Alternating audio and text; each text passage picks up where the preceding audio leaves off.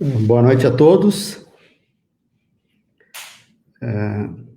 Buenas noches a todos os colegas da América Latina.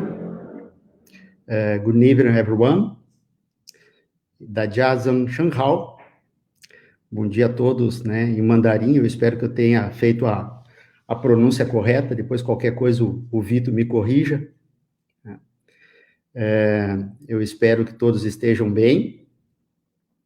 E iniciando essa semana, todos com saúde, né? Muitos já retornando às suas residências depois de um dia de trabalho. Então, agradeço a presença de todos e vamos conversar nessa uma hora um pouquinho sobre um equipamento que eu acho fundamental hoje dentro da endodontia.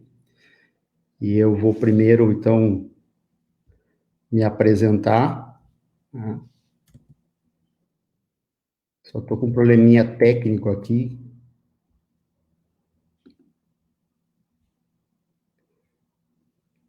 Vamos ver se eu consigo aqui resolver.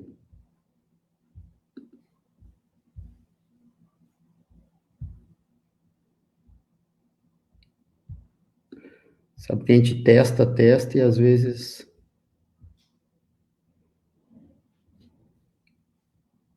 dá algum...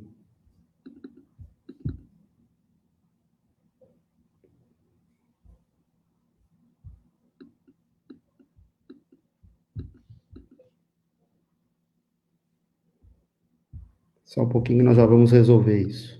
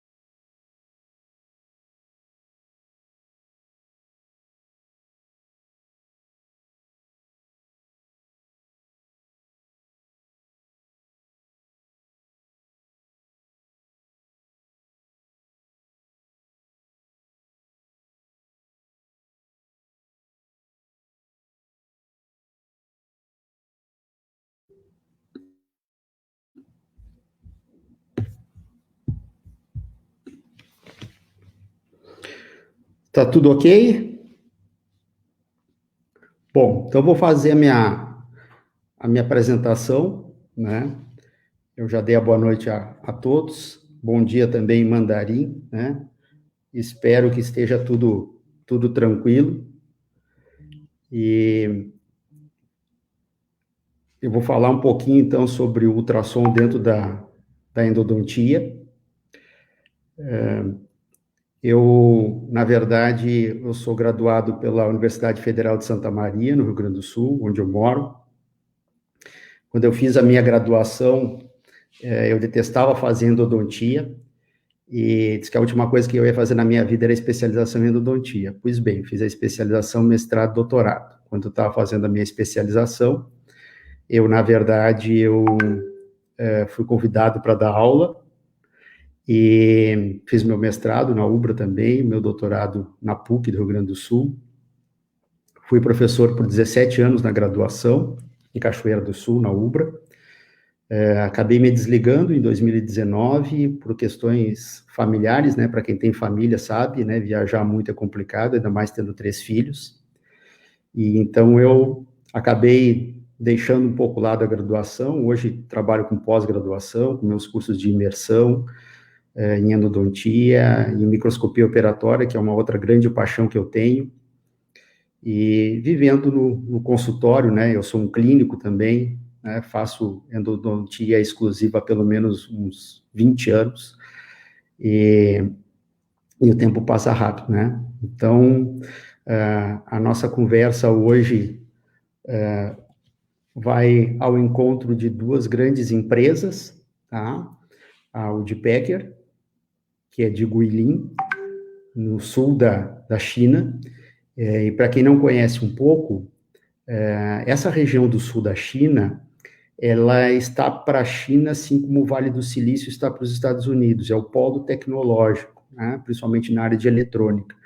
Então, é lá que se insere a Udpecker, essa empresa que, né, já não é nova, né, dentro do seu parque, né, industrial lá, são mais de 30 anos, é uma empresa que tem várias patentes nacionais, ela vende equipamentos para mais de 134 países, tem um know-how muito grande, né, na fabricação de equipamentos para odontologia, em especial para endodontia.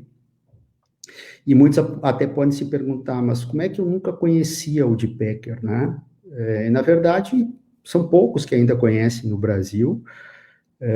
Muitos dos profissionais da própria endodontia conheciam a Udpecker por ter visto equipamentos da Udpecker fora do Brasil, e independente dela ser uma empresa que, digamos, tem um vasto, né, um vasto portfólio de equipamentos de alta tecnologia, nós sempre ficamos um pouco à margem de conhecer, né, todo esse aparato tecnológico da Udpecker. Tá? Então, aqui um exemplo do portfólio da Udpecker. Eu assinalei alguns equipamentos que eu trabalho no dia a dia do meu consultório, que eu já tive a oportunidade de testar. A linha deles de ultrassom é fantástica, assim como de motores elétricos e de localizadores foraminais, né? Entre outros equipamentos, né? Equipamentos, inclusive, como equipamentos de laser, equipamentos como a termoinjetor e a termoplastificadora, que a WAK, né, também trouxe para o Brasil. Então, nós temos à disposição aí um farto, né, material, os fotopolimerizadores, radiômetro, e nós tivemos a grata felicidade de uma outra empresa fantástica poder oportunizar para nós, brasileiros, conhecer a qualidade dos equipamentos da Udpecker. E essa empresa, ela é dirigida pelos meus queridos doutora Rita e doutor João, junto com o seu sócio Tony, né, com maestria, além, obviamente, de todo o que cerca uma grande empresa, né, por isso que nós dizemos que nós temos a família WAK, e onde eu me incluo, né, assim como meus queridos colegas professores, professora Patrícia, os meus 2 colegas UAI lá de Minas Gerais, o professor Hector, querido amigo, o professor Daniel, o casal de Curitiba, né, a professora Camila e o professor Natanael, e outros tantos professores que abraçaram esse projeto da WAK, né, de trazer para o Brasil equipamentos de extrema qualidade para odontologia, em especial para endodontia, com um custo justo, né, ofertando e favorecendo a todos consumirem, né, tecnologia de qualidade. Eu digo que a WAK é uma empresa diferente pelo fato dela prestar assistência, mas não assistência técnica, apesar de também prestar assistência técnica no Brasil, mas assistência no sentido mais amplo da palavra, né, no sentido de assistir mesmo. Ela vende um produto, mas ela quer que aquele produto seja usado da melhor maneira possível, com o melhor resultado. Então, ela dá uma assistência, né, no sentido mais amplo. Então, nós, professores, fazemos parte desse projeto também, e eu realmente sou muito grato e muito orgulhoso de fazer parte dessa equipe. Quem quiser conhecer um pouquinho mais sobre a WAK, né, pode acessar o seu site, né, não são equipamentos só para endodontia, apesar de que a gente puxa a brasa para o nosso assado, né, para endodontia, e que realmente é o grande, né, digamos, foco da Audipecker, tá bom? Então, nesse restante de tempo aí, nós vamos conversar um pouquinho sobre a tecnologia dentro da odontologia, e com certeza a especialidade de endodontia é a especialidade que mais usufrui dessa evolução tecnológica. Tá? Desde equipamentos mais simples até equipamentos mais complexos. E não tem como a gente fugir disso, né? Não é simplesmente por luxo ou por, digamos assim, um investimento sem um sentido prático. Realmente a endodontia, ela carece, né, dessa evolução tecnológica e a gente tem que usufruir disso, né? Claro, todo mundo no seu tempo, dentro do seu, né, da sua condição de investimento, né? Ninguém é radical de dizer que, por exemplo, quem não tem um microscópio, que não tem, né, que não trabalha com tomografia, não consegue executar endodontia e consegue muito bem, tá? E às vezes não adianta ter um equipamento de ponta se, né, os princípios básicos da endodontia não são seguidos. Então, isso é importante e a gente vai crescendo com o tempo. Então, equipamentos assim que são indispensáveis hoje, né, o ultrassom, o motor elétrico, né, o localizador foraminal, o sensor digital, o laser, a gente poderia colocar uma outra gama de produtos, né, todos esses aqui na tela são fabricados pela Audipecker, e eu digo que o ultrassom, ele é um equipamento, assim, que ele contempla muito a endodontia. Ele já foi um equipamento usado anteriormente, a gente vai ver um pouquinho do histórico dele dentro da endodontia, mas ele hoje, dá para dizer que indissociado da endodontia, né?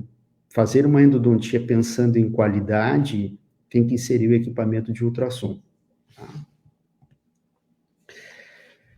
E os dois ultrassons que a WAK, né, teve o bom senso de trazer para o Brasil foram o UDSK LED e o 600 da Audipecker. Esses equipamentos têm características diferentes que ao longo da nossa conversa nós vamos abordar. Um equipamento mais simples, que é o DSK LED, mas de extrema qualidade, mais simples pela sua tecnologia, e é por isso que ele também tem um custo menor. Isso é pensar naqueles que estão investindo no início da sua profissão. E um equipamento que já é um equipamento com características tecnológicas mais avançadas, tanto que ele está no mesmo nível, até talvez superior a alguns equipamentos que sempre foram tidos como os referências em qualidade, em nível de ultrassom, que é o 600. Então, são equipamentos diferentes, porém com extrema qualidade. Tá? Quando a gente pode investir no equipamento com uma tecnologia maior, que vai ter um valor agregado maior, nós conseguimos investir. Caso contrário, a gente, né, usufrui de equipamento mais simples, mas com uma característica tecnológica também excelente, e que vai, assim, cumprir todos os requisitos de um ultrassom dentro da endodontia. Quando a gente, né, comenta ultrassom, a gente tem que ter, digamos, um pouquinho né, dessa relação, né, dele com os outros sons. Né? O que é um ultrassom dentro, né, desse universo de ondas ou pulsos acústicos? Tudo começa, né, com, digamos, um pulso, ou uma quantidade de pulsos ou ondas menores, que é o chamado infrassom. Né? O infrassom seriam oscilações ou pulsos na frequência entre 15 e 20, abaixo de 20 Hz, ou seja, de 20 pulsos por segundo. Ele é um som inaudível ao nosso ouvido humano, mas alguns animais, né, como os elefantes, conseguem captar esse som. O som, que é aquilo que nós conseguimos escutar, ele está entre de uma faixa entre os 20 Hz de frequência e os 20.000 Hz, que é o que nós conseguimos atingir, né, com o ouvido humano. E acima, então, desses 20.000 Hz, nós temos o ultrassom. E o ultrassom, ele, na verdade, ele pode ser empregado em várias áreas, né, como a área da medicina, como nós estamos vendo aqui, na transformação dessa frequência em imagem. Ele pode ser através da resolução de uma onda mecânica, que é o que a gente utiliza dentro da odontologia, a transformação em calor, né, que é o que se utiliza na fisioterapia. Na indústria, por exemplo, se também percebe a falha, por exemplo, de uma chapa metálica. Então, para tudo isso, o ultrassom é utilizado, sabendo que ele tem uma frequência acima de 20.000 Hz. Aqueles equipamentos sônicos que ainda são usados hoje na endodontia, basicamente para fazer irrigação ultrassônica passiva, eles são equipamentos que têm uma frequência variável de 4 a 8.000 Hz frequência. Então, não são equipamentos considerados ultrassônicos. Dentro da história, o ultrassom não é equipamento novo dentro da odontologia, né? Muito menos dentro da endodontia. Então, os primeiros, eles eram utilizados basicamente para fazer algum refino da terapia endodôntica, mas muito na questão da periodontia para ressecção radicular. Depois, né, lá em 76, né, começaram a utilizar, na década de 70, o equipamento com o objetivo de fazer preparo de canal radicular. E aí foi né, não vou dizer um equívoco, era o conhecimento que se tinha na época, era o objetivo que se tinha. O que aconteceu? Ele não deu certo para preparar o canal radicular. Então, esse equipamento foi colocado de volta lá na gaveta, no armário, não se utilizou. Aproximadamente ali uns 10 anos depois, um pouco menos, aí voltou, né, o equipamento de ultrassom, como nós vamos ver. E depois, na sequência da nossa conversa, nós vamos ver por que esse equipamento, nessa época, ele foi tão negativo na questão do preparo do canal radicular. Até hoje a gente não usa ultrassom para preparo do canal, né? Nós utilizamos o ultrassom com o objetivo de potencializar esse preparo, inclusive até com desgaste no canal, especialmente naquelas áreas mais achatadas, da própria anatomia, de algumas raízes, por exemplo, a raiz do canal distal do molar inferior tem essa característica, as áreas de istmos, de pré-molares, de molares inferiores. Mas não preparar um canal, né, ao invés de usar um instrumento manual mecanizado, e usar o equipamento de ultrassom. Lá em 76, ele também começou a ser utilizado na cirurgia paraendodôntica. Então, a própria cirurgia paraendodôntica, ela também evoluiu na sua taxa de sucesso à medida que foi incorporado o retropreparo através dos insertos de ultrassom. Né? E isso favoreceu muito a sanificação daquelas áreas que simplesmente eram cortadas, né? Era feita a psectomia, a curetagem daquela periodontite apical crônica, e esse retropreparo não era realizado. Esse artigo de Martin Cunningham, que nós vamos ver na sequência, em 82, ele foi um dos primeiros artigos que mostrou realmente a importância dessa remoção de debris e como esse ultrassom consegue potencializar essa limpeza. Né? A gente não está falando em biofilme, nós estamos falando em remoção de raspas de dentinas, de debris, de sujidade do canal radicular, inclusive resto de matéria orgânica, né?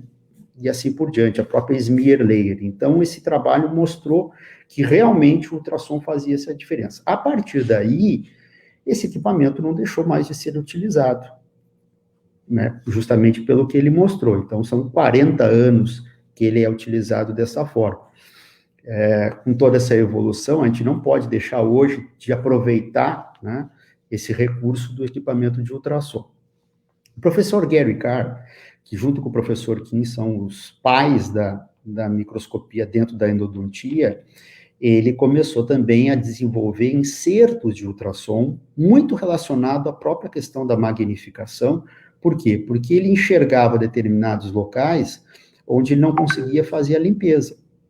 E aí ele percebeu que ele tinha que ter insertos de ultrassom diferenciados para trabalhar nessas áreas também. Então ele começou desde essa época, né, de 87, a desenvolver os seus próprios insertos de ultrassom. Esse é o estudo de Cunningham, que mostra a remoção maior de debris através do uso do ultrassom, né? Se vocês quiserem acessar, né, é só colocar o seu QR Code aí para funcionar. E, como eu disse, desde então, né, nós não podemos deixar de utilizar esse equipamento por um processo que é básico, né? É aquele princípio de Schilder, limpeza e modelagem, né? Se a gente conseguir limpar de uma forma mais adequada o sistema de canais radiculares, com certeza a gente vai aumentar um pouquinho, né, o nosso prognóstico da endodontia.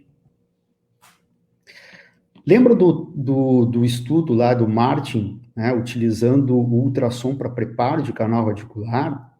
Naquela época, né, os ultrassons tinham o transdutor, que é a caneta do ultrassom, que nós chamamos de transdutor, era um transdutor magneto-estritivo.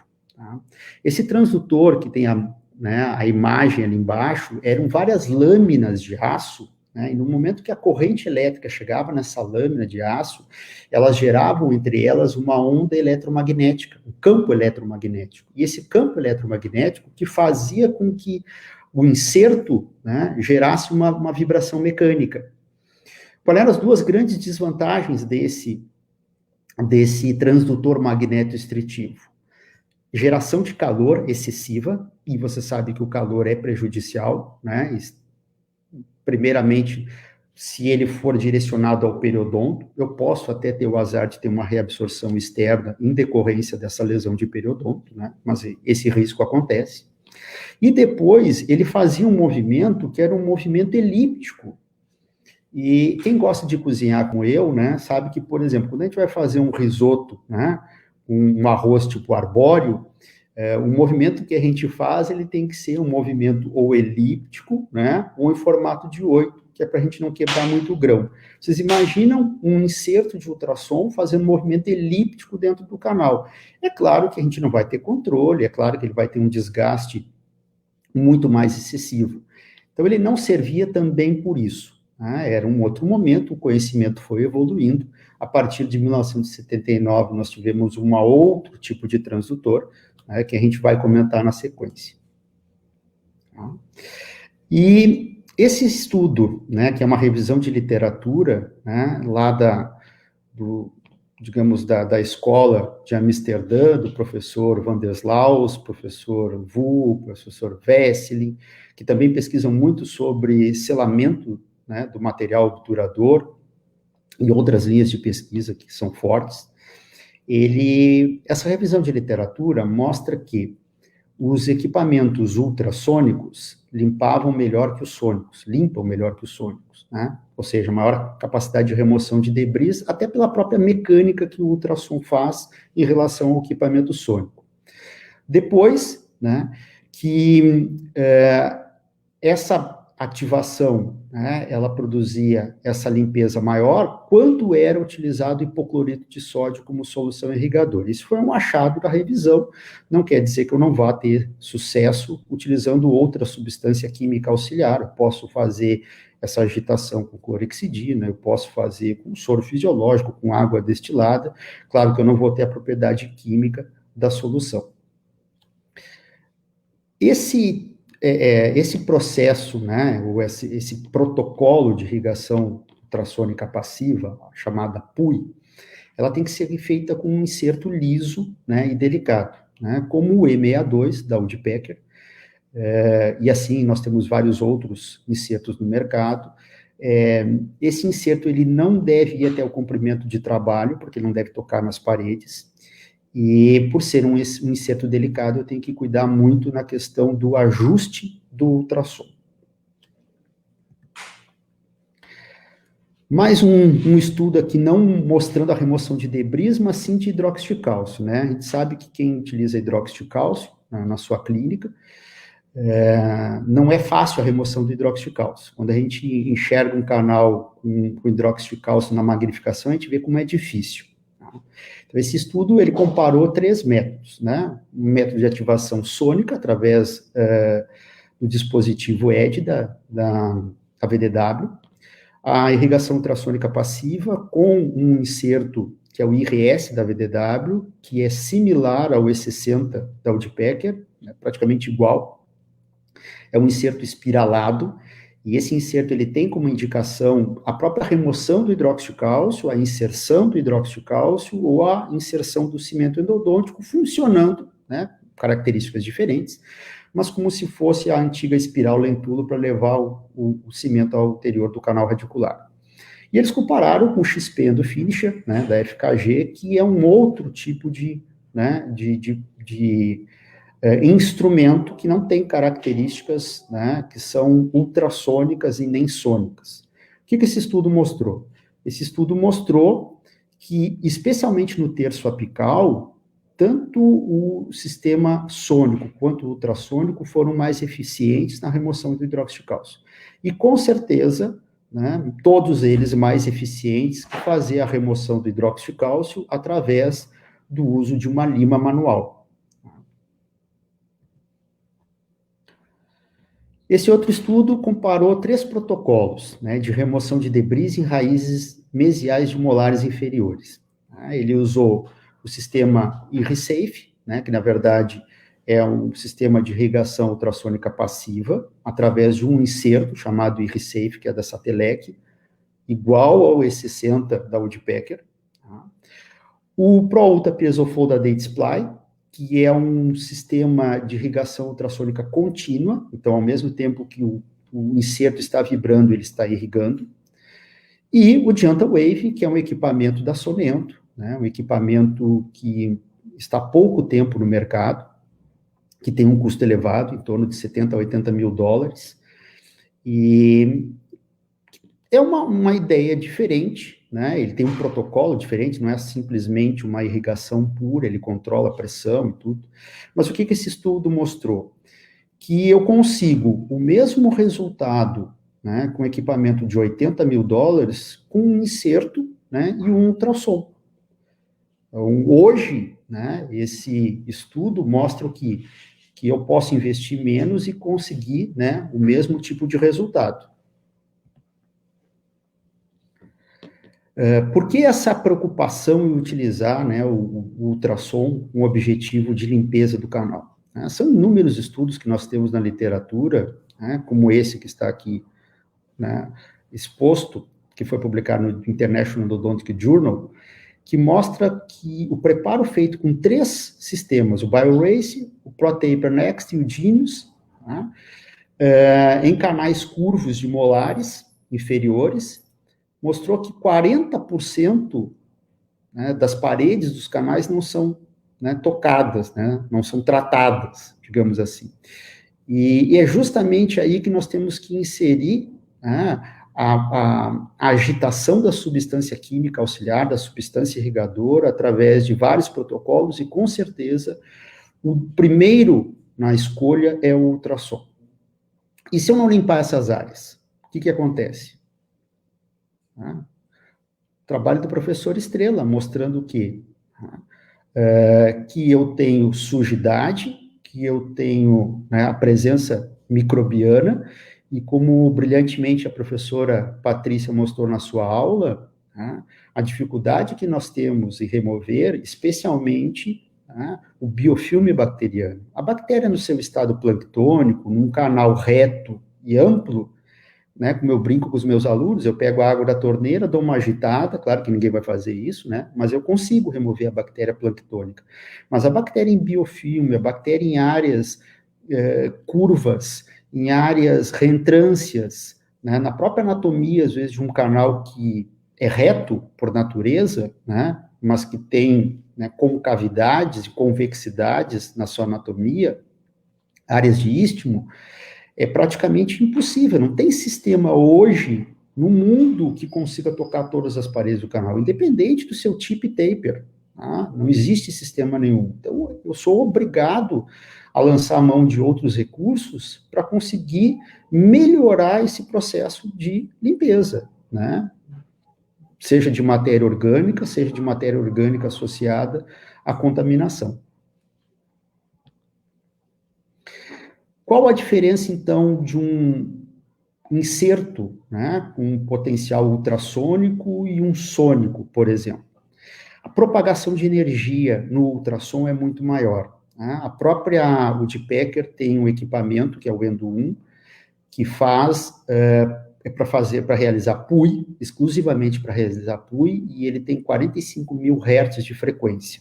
Tá? Ele parece um sônico, só que ele é um ultrassônico, mas exclusivamente para fazer PUI. Tá? Equipamento excelente também.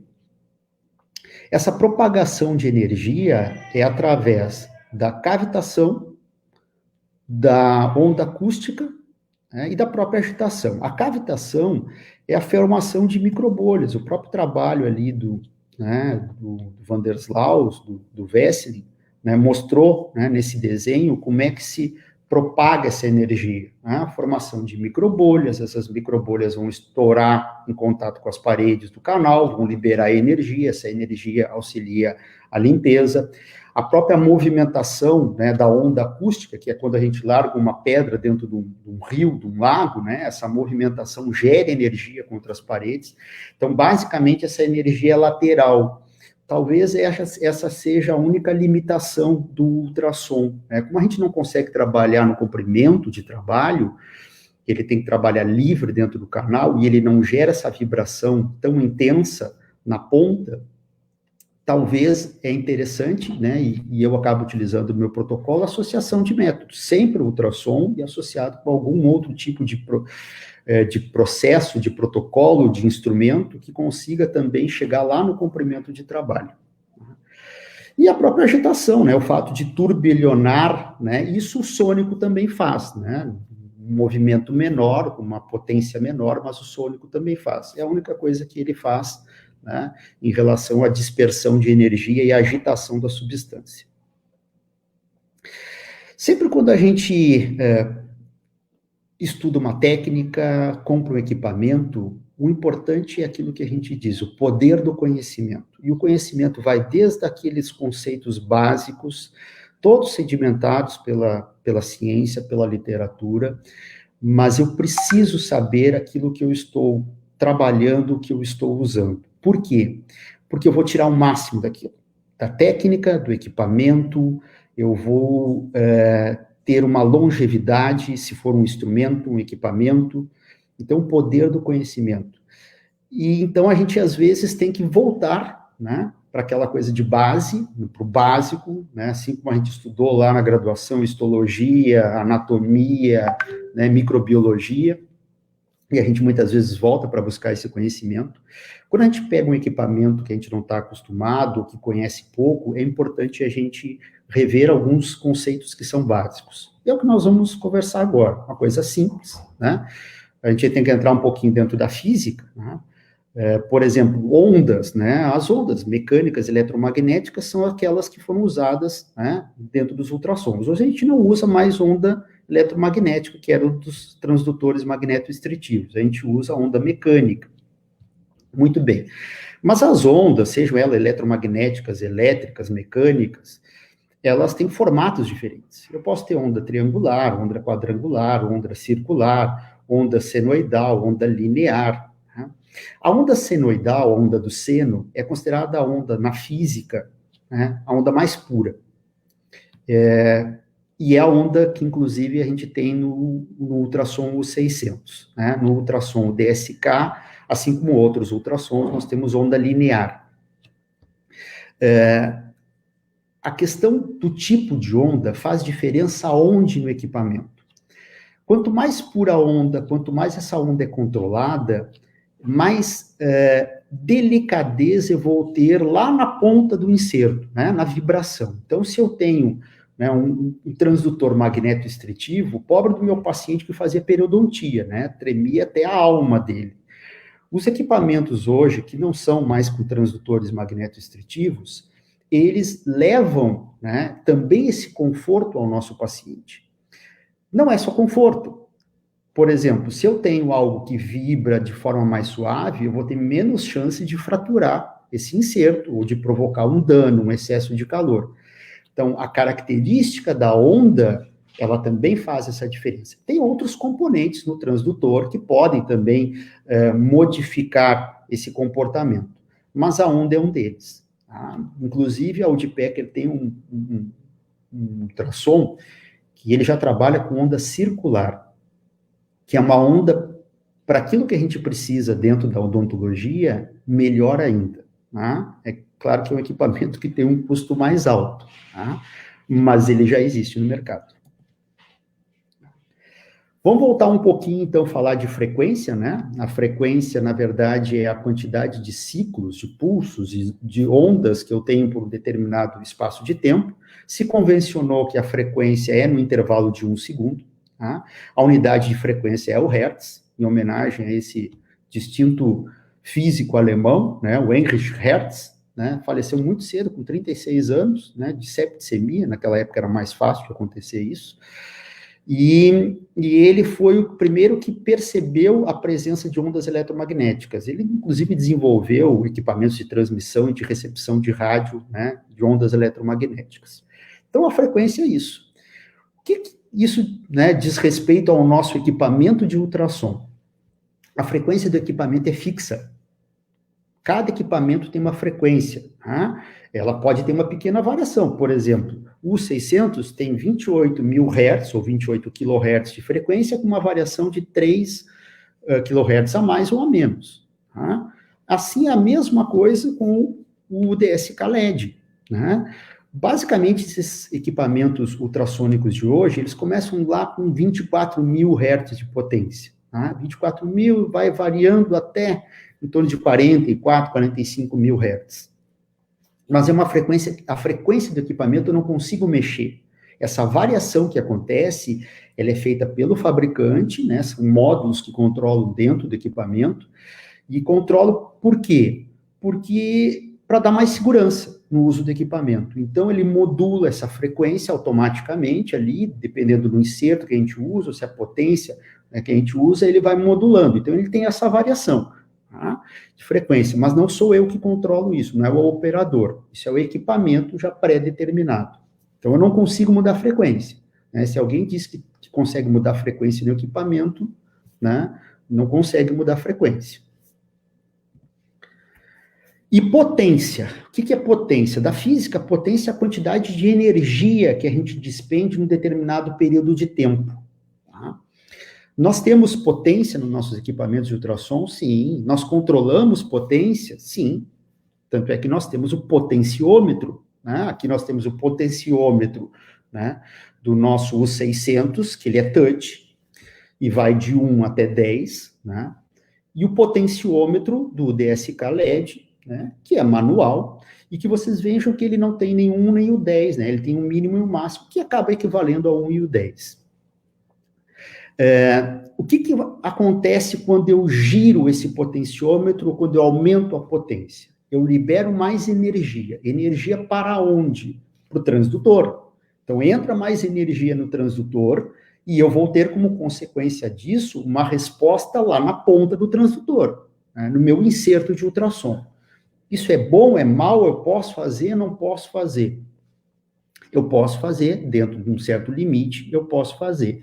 Lembrando que essa relação de potência, ela tem uma relação direta com outro item importante, né, que é a amplitude. O que é a amplitude? Amplitude é o quê? É uma medida escalar, negativa ou positiva, né? De deslocamento temporal de uma onda, ou seja, deslocamento, oscilação temporal de uma onda. Vamos ver isso no nosso equipamento? O que acontece com a amplitude? Eu aumento a potência, aumento a amplitude? Sim. Quando eu aumento a potência, eu não aumento frequência, porque a frequência é fixa, né? Dentro da variação pequena, mas ela é fixa do equipamento, eu não consigo modificar. Então, eu aumento o quê? Eu aumento amplitude. Amplitude do quê? Deslocamento do inserto. É claro que eu não consigo enxergar esse deslocamento, esse aumento ou a diminuição, a não ser através de uma técnicazinha que a gente pode usar. Por quê? Imaginam, são 28 mil oscilações por segundo. Não vou conseguir enxergar isso. Tá? Esse deslocamento nos transdutores atuais, a partir de 79, ele é um deslocamento linear, ou seja, ele é para frente e para trás. Lembra do magneto estritivo? Ele era elíptico. O que é mais seguro? É um movimento para frente ou para trás ou um movimento elíptico? Com certeza para frente e para trás, um micromovimento, mas um deslocamento. Quando eu aumento a quantidade de energia através do potenciômetro, eu aumento a amplitude. Então eu vou sempre aumentar a amplitude porque eu vou desgastar mais e mais rápido. Não, não é assim. O desgaste, ele não está relacionado, né, diretamente ao aumento da amplitude.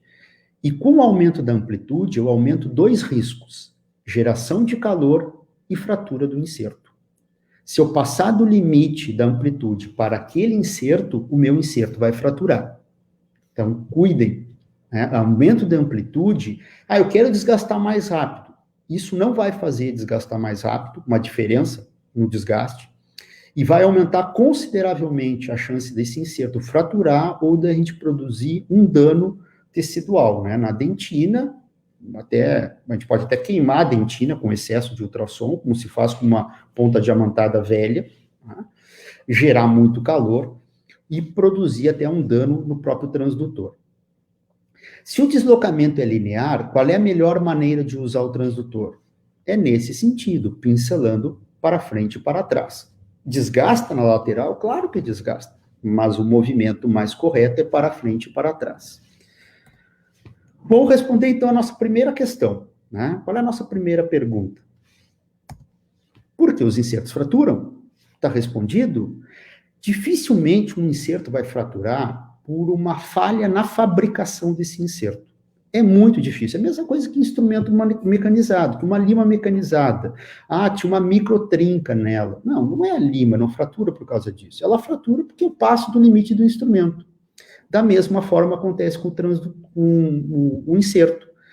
Se eu não conseguir controlar a potência para aquele inserto, ele vai fraturar. Então, prestem atenção no quê? Naquilo que o fabricante recomenda, né? No teste que o fabricante faz. Se ele testou esse equipamento, esse inserto para esse equipamento, ele coloca lá uma potência mínima, potência máxima. Né? Existe um outro teste que a gente pode fazer, é a questão da vaporização. Eu coloco lá o quê? Eu coloco um inserto lá no meu transdutor, né? Fecho todo o registro de água do ultrassom, boto a potência no mínimo, no 1, piso no pedal, né, do equipamento, ele vai começar a funcionar na potência 1. Eu vou abrindo, né, o meu registro ali de água até começar a gotejar. Quando começar a gotejar, eu paro. Aumento a potência, do 1 para o 2, vai começar a aumentar a potência. O que aumenta a potência? Amplitude, ou seja, aquele inserto vai começar a vibrar com uma amplitude maior e vai produzir aquele spray, aquele vapor, aquela névoa. Ele está entrando na sua potência adequada. Vou aumentando a potência, aumentando a potência, aumentando a potência. Quando para de surgir aquele vapor, aquela névoa, e começa a dar um esguicho, né, do agente refrigerante ali, da água destilada, por exemplo, que eu estou usando no ultrassom, quer dizer que eu passei do limite da potência. Então, normalmente isso o fabricante testa, né? Mas eu também posso testar no dia a dia de consultório. Segunda, né, pergunta que que normalmente acontece? O que é o meu transdutor? O meu transdutor é o coração do meu equipamento, né? E percebo que esse aí está danificado.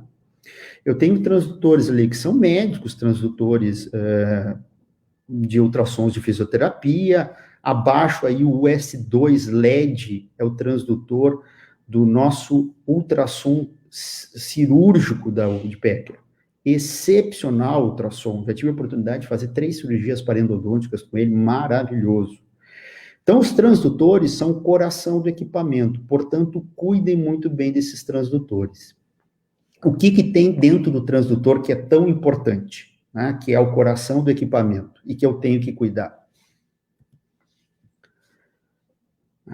Eu tenho hoje, basicamente, cerâmica PZT, que é a cerâmica piezoelétrica.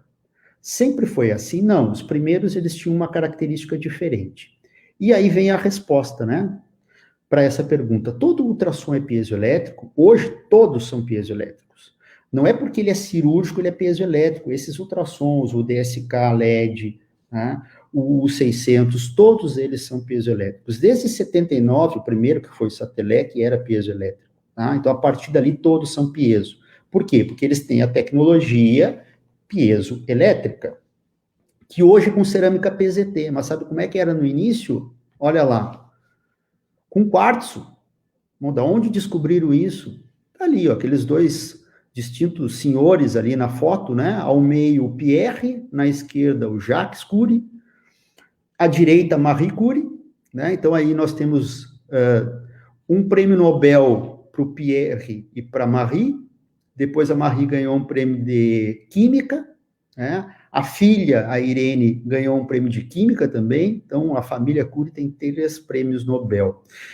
Para quem já leu a biografia, ou viu o filme da biografia da Marie Curie, é fantástico, né? Uma mulher que em 1896, eu acho que foi a segunda da Europa a ter o seu doutorado. Vocês imaginam o que seria naquela época? Já hoje não é fácil, tá? Então, esses 2 irmãos franceses, eles estavam testando cristais no laboratório, minerais, e eles perceberam que alguns, como quartzo, eles, no momento que sofriam uma deformação mecânica, eles geravam uma corrente. E o contrário também acontecia, né? No momento que uma corrente era induzida nesse quartzo, ele gerava uma vibração mecânica. Então, esse é o efeito piezoelétrico, que vem do grego piesein, que é comprimir. Né? Então, todos os equipamentos hoje são piezoelétricos, mas não tem quartzo, porque o quartzo é muito caro, né? Dentro do transdutor, tem lá 4, 6 cerâmicas, né? 6 pastilhas de cerâmica PZT, né? Que faz o mesmo efeito. Tá? E vou entrar um pouquinho para a clínica, né? Como é que nós vamos utilizar esse equipamento, né? Quais são as indicações, então, do ultrassom dentro da endodontia? A gente brinca que o ultrassom hoje, ele é all inclusive, né? A gente usa em todos os aspectos da endodontia. Desde o início lá, eu posso até complementar a remoção de tecido cariado com ultrassom, passando pela cirurgia de acesso, até a limpeza final da cavidade, para realizar o procedimento restaurador definitivo, provisório, a blindagem dos canais. Eu uso em todas as etapas. Então, é um equipamento que eu tenho um investimento muito bem, né, realizado, porque ele vai me produzir um ganho em todas as fases da terapia endodôntica. Além do que ele é utilizado para odontologia de uma maneira geral. Eu posso refinar preparo de prótese, eu posso, né, utilizar ele na periodontia, eu utilizo para tudo, né, na dentística também. É bom sempre reforçar alguns aspectos. Né? O que é a diferença de um inserto para um adaptador e para uma ponta? Um inserto é a peça inteira, independente do seu encaixe, tá? Ele é chamado de inserto. Adaptador é aquela peça que nós vamos colocar no transdutor e a ela nós vamos adaptar uma ponta, uma lima, né, uma ponta lisa, e aí nós temos formado, né, um conjunto de 2 peças. É claro que a gente, né, percebe que sempre que eu tiver uma conexão, eu vou perder um pouco de energia mecânica ali, né, de vibração mecânica. Então, o ideal é sempre utilizar uma peça inteira, que é um inserto. Mas por que nós tínhamos os adaptadores? Até hoje temos. Porque nós tínhamos muita dificuldade em encontrar, principalmente aqueles insertos mais delicados. Por exemplo, a gente não tinha um inserto com um AE60 e AE62 para fazer PUI ou para remover hidróxido de cálcio. Então, nós tínhamos que pegar um adaptador, cortar o cabo de uma lima, colocar a lima, ou colocar um próprio, uma ponta lisa, que era vendida para isso, para usar como um conjunto. O ideal hoje é sempre pegar uma peça única, que é um inserto. E aqui, muito importante, né? Muito importante a questão do encaixe. Muitas vezes pergunto, professor, eu posso usar qualquer tipo de inserto nos ultrassons, né, o de Woodpecker? Não. Eu só posso usar nos ultrassons Woodpecker os insertos que são encaixe E ou EMS, que é do mesmo encaixe do ultrassom suíço EMS. Eu posso usar os insertos da Woodpecker para outros? Não. Eu não posso usar, a não ser que ele tenha uma conexão específica. A Woodpecker até fabrica, né, insertos com encaixe para o Satelec, tá? Mas esses que nós utilizamos são insertos com encaixe E ou EMS. Tá? O ideal é sempre usar o encaixe, o inserto daquele fabricante. Tá? Mas eu posso comprar de outros fabricantes e utilizar desde que eu peça o encaixe E ou EMS. Esse é o primeiro erro, né? É usar um inserto que não é adaptável ao transdutor.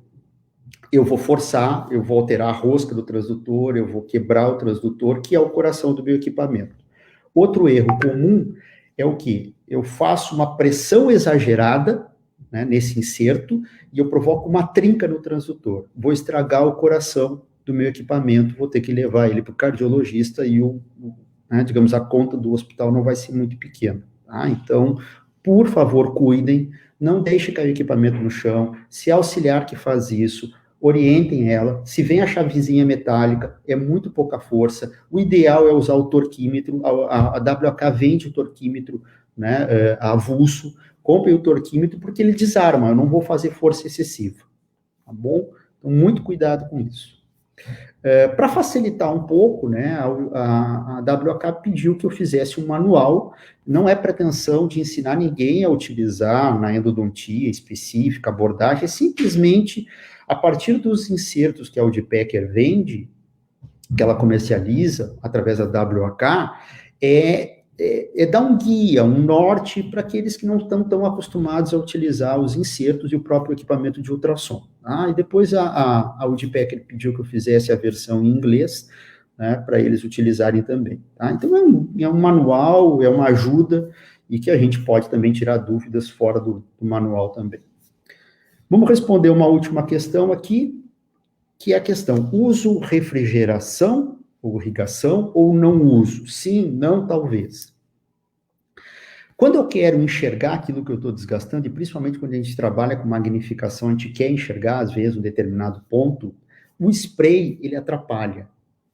Então, muitas vezes a gente não usa. Dá para fazer dessa forma? Dá, mas com muito cuidado. Tá? E qual é o cuidado? No máximo 1 minuto.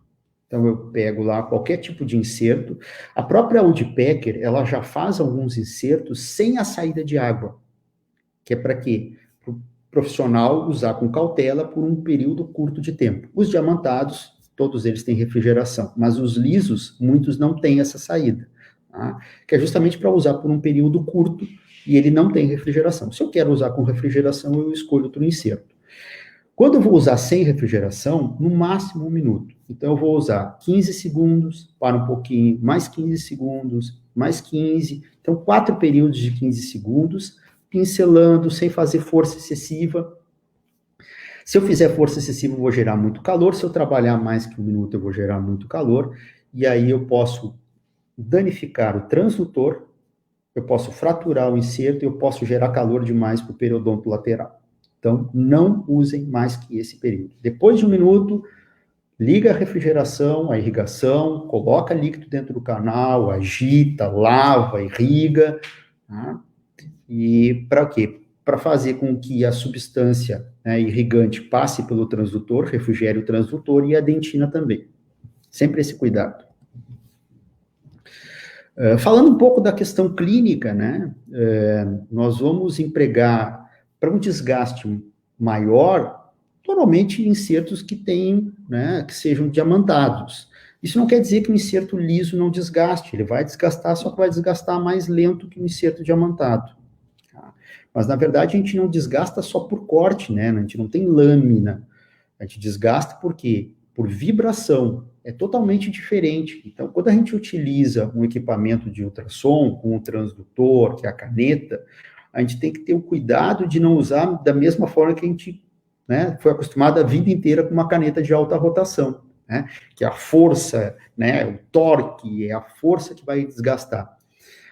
No ultrassom não é assim, é a delicadeza, é a vibração, é o tempo que vai fazer o desgaste. Agora, com certeza, é um desgaste muito mais refinado. Eu vou conservar a dentina, principalmente quando eu quero fazer aqueles acessos, né, minimamente invasivo, ou suficientemente invasivo, como queiram chamar, eu consigo essa delicadeza no desgaste. Bom, eu vou olhar aqui o horário para não perder o nosso horário aqui, estamos dentro do período, estamos quase terminando, né, usando para remover calcificações, ele é excelente para isso, pode ser o liso ou diamantado.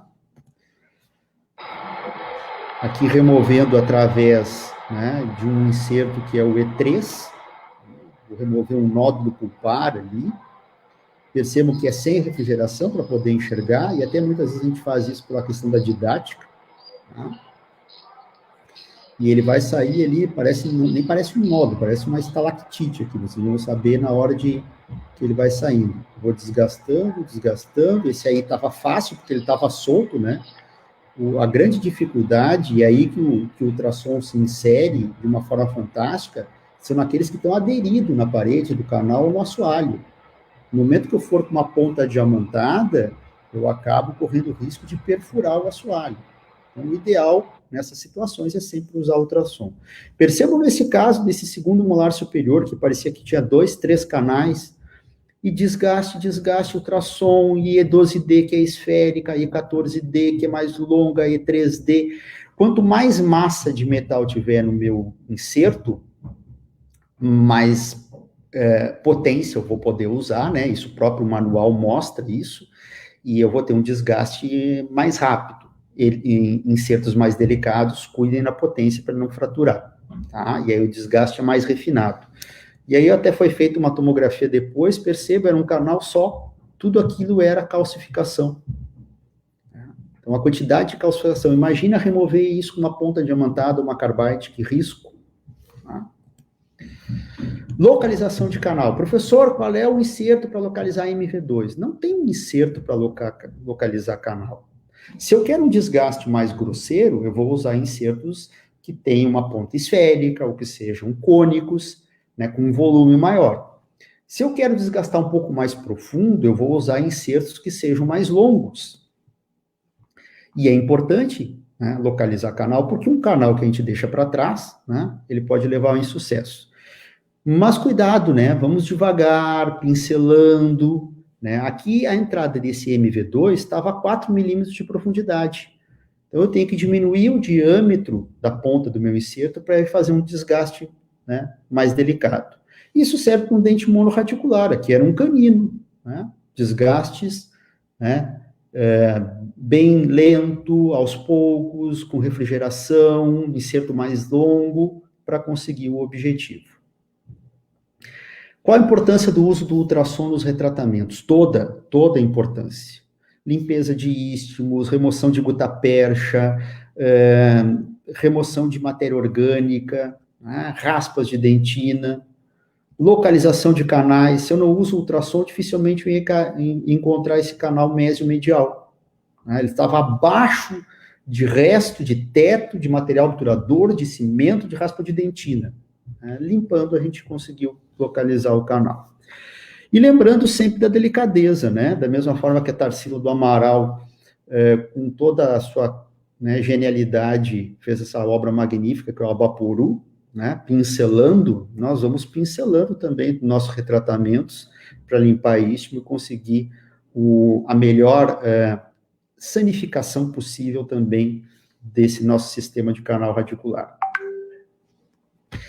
Remoção de instrumento fraturado. O professor tem um inserto específico para remover instrumento fraturado? Não tem. A técnica básica de remoção de instrumento, não é minha pretensão ensinar, mas é ampliar o acesso. Então, é um tipo de inserto. Desgastar a dentina ao redor do instrumento fraturado é outro tipo de inserto. Agitar o fragmento é outro tipo de inserto.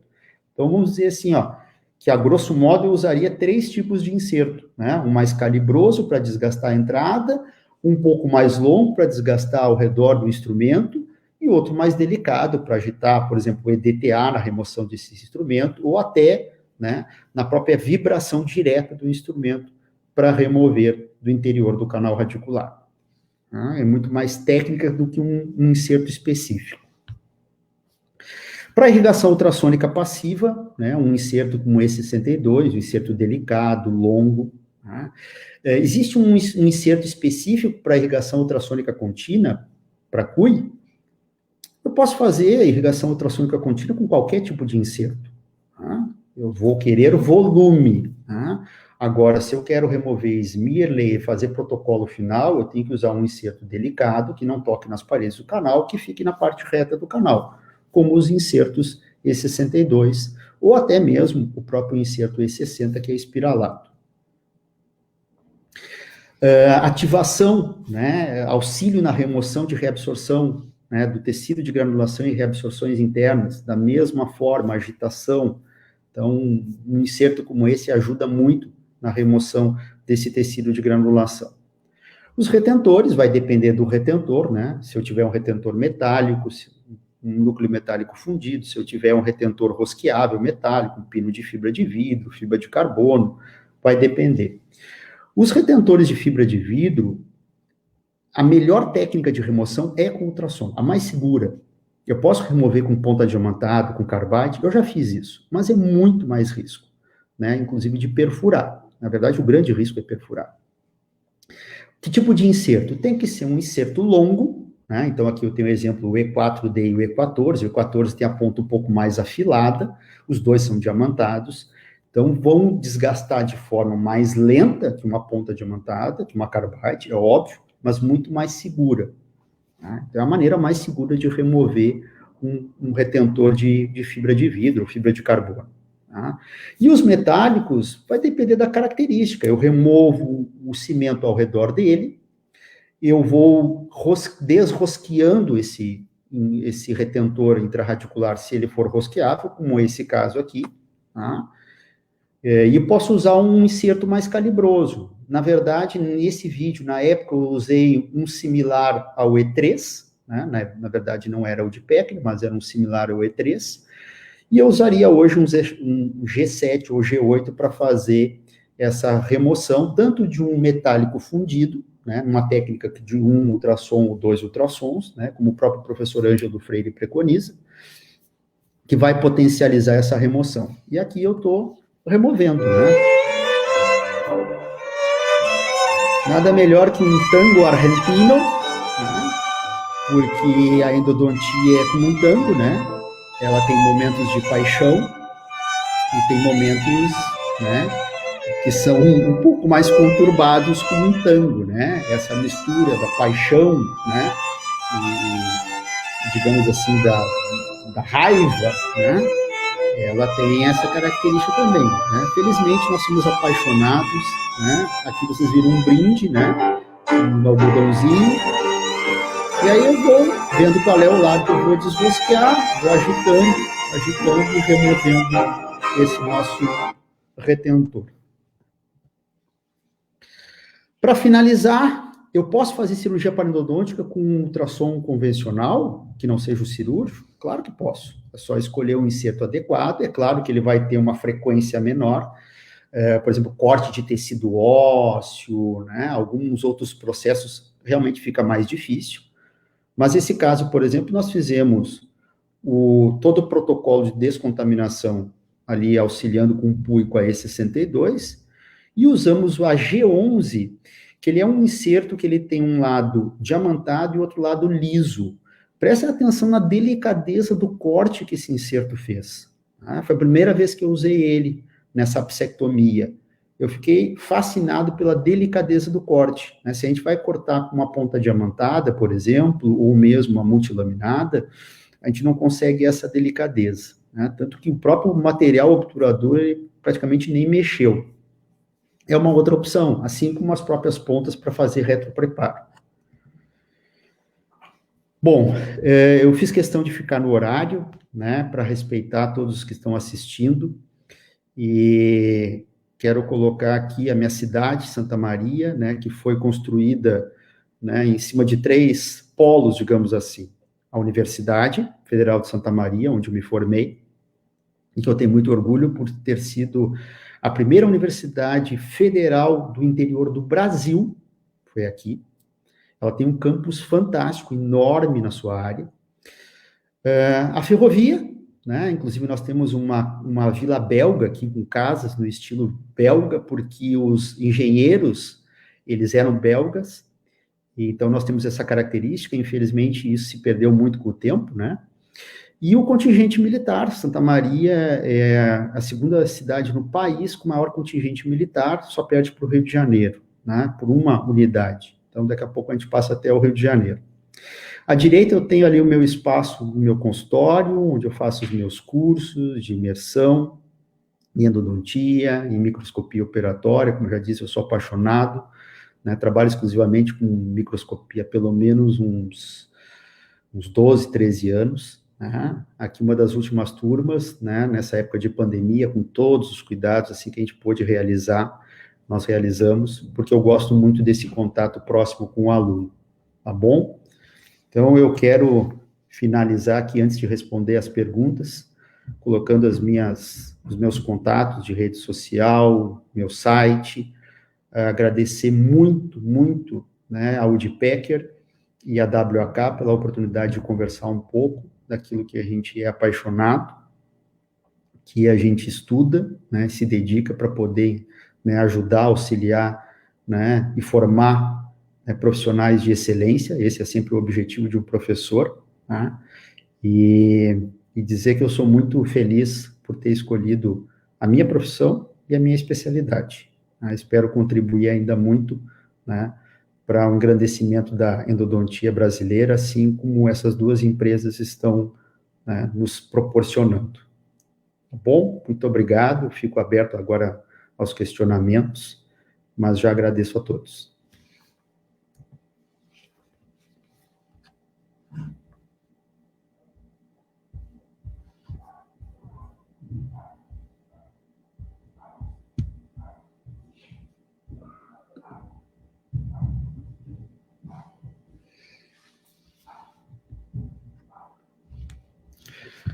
Bom, agora eu vou aguardar, né, o contato da Woodpecker, né, para ver se nós temos algum questionamento.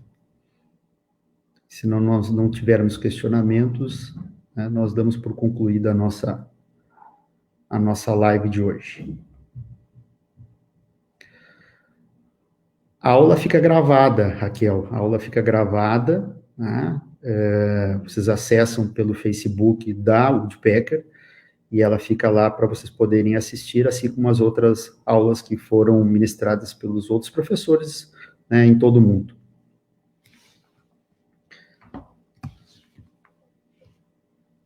Então, se vocês tiverem algum outro tipo de questionamento, eu estou à disposição. A opinião sobre os insertos de níquel-titânio, muito bem, Ramon.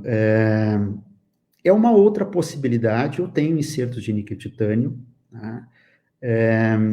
Eles são novos ainda, né, para a gente poder, digamos, ter uma afirmação mais, digamos assim, definitiva, mas eles têm a grande virtude de diminuir o risco à fratura, né? Essa é a grande virtude do instrumento de níquel-titânio.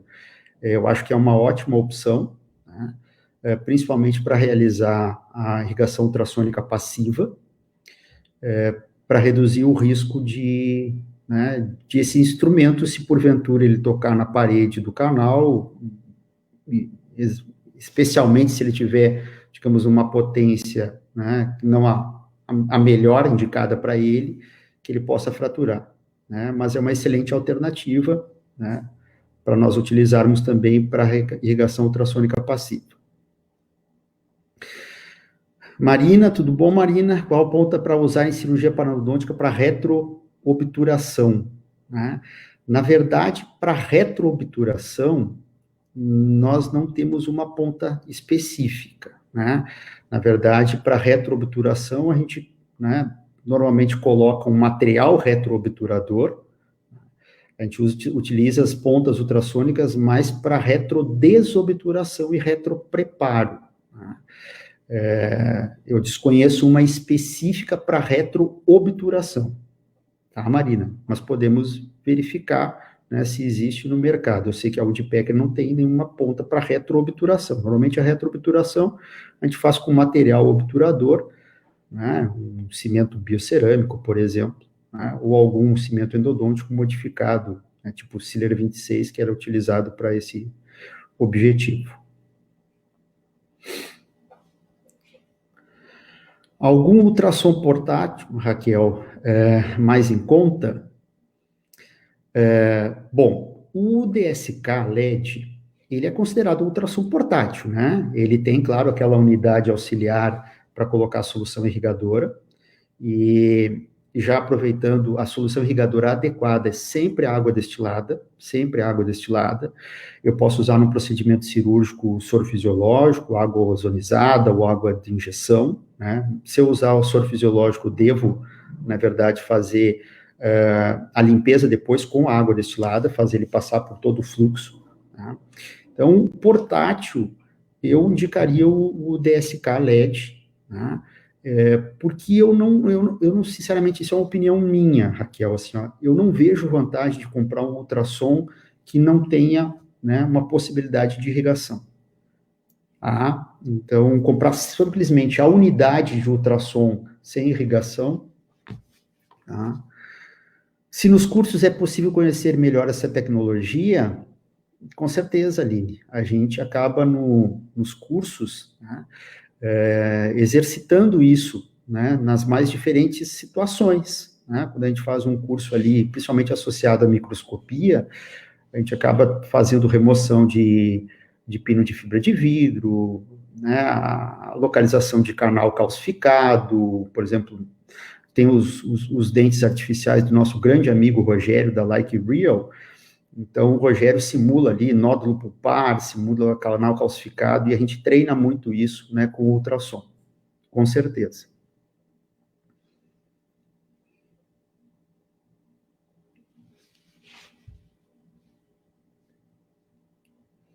Vamos ver se nós temos mais alguma pergunta.